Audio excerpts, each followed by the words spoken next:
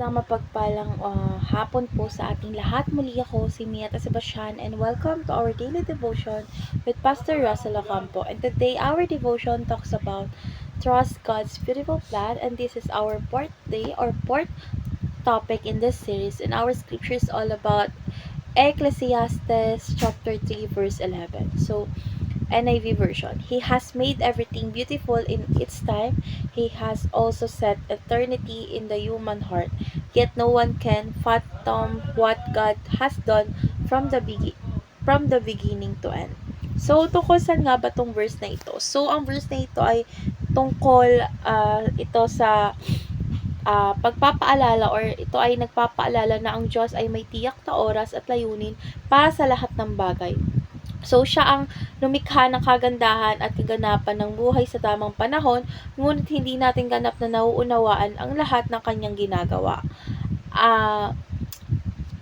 So, ang verse na ito ay nagpapakita ng misteryo ng plano ng Diyos at ang kanyang perpektong kaalaman sa lahat.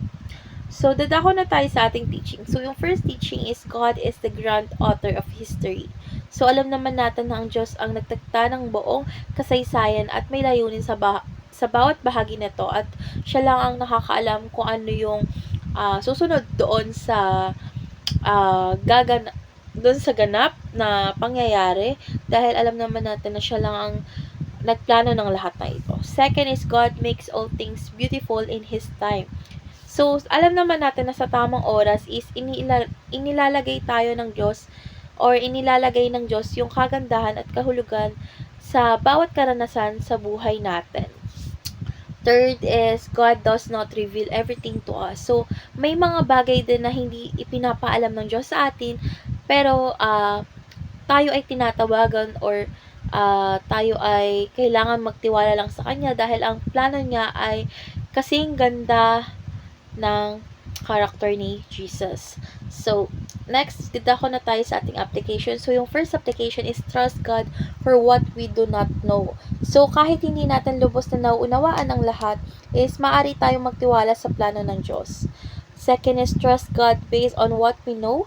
So, dapat ang ating mga karanasan, ng kanyang katapatan sa nakaraan is nagbibigay sa atin ng kumpiyansa na magtiwala sa Kanya ngayon at magpakailanman. And last application is trust God for He is the grand author. So, alam naman natin na ang Diyos bilang may likha ng lahat ay ang pinakamabuting nakakaalam ng pinakamainam na mangyayari sa ating buhay.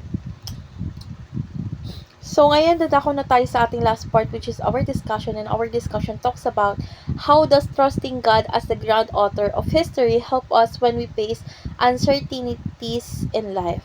So, para kasi sa akin, yung pagtitiwala sa Diyos is bilang dakilang may akda ng kasaysayan is nagbibigay sa atin ng kapanatagan or peace at pag-asa kahit sa mga pagkakataon na hindi natin nauunawaan yung mga nangyayari sa ating buhay. So, alam naman natin na may magandang layunin siya para sa lahat ng bagay, at ang kanyang plano ay mas higit sa ating pananaw.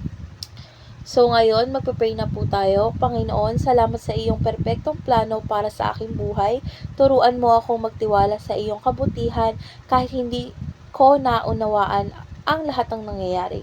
Bigyan po ako ng lakas ng loob na sumunod at pagtiwala sa iyo bilang dakilang may akda ng lahat. Naway lagi kong makita ang kagandahan ng iyong plano sa aking buhay at sa buhay ng iba.